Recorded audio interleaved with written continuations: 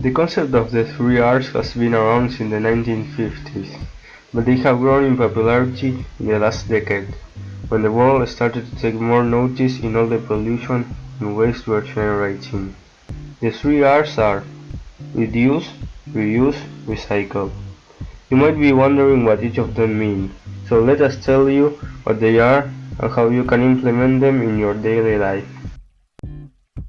Let's start with the first R, reuse. The concept of reusing is quite simple. If there is less produced and consumed, then there is less waste.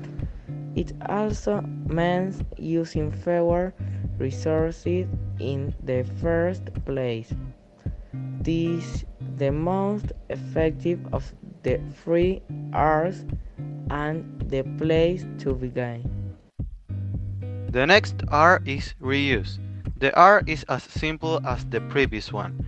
The concept is that if you have something which is broken or that can't be used anymore, instead of throwing it away as if it were trash, let's take a minute to think if it can serve another purpose.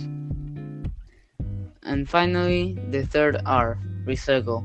This is the most well known. Recycle is a process through which some products go through in order to become new ones. So now that we heard what each R means, let us tell you how you can implement them in your daily life. Reuse is simplest to understand but the hardest to implement. In order to do it, we have to cut back the amount of things we consume. For example, when we go to a store, we sometimes buy unnecessary things that in the long run we end up not using. If we want to implement it, we have to stop buying all these things. So that we is the hardest to implement. Reuse is the easiest to implement and probably most helpful in your life. There are many ways to do it, as anything can be reused under the right circumstance. One example in the daily life are plastic bottles.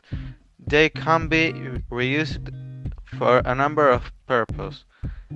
They can be used as pots for plants because of their property of not discomposing.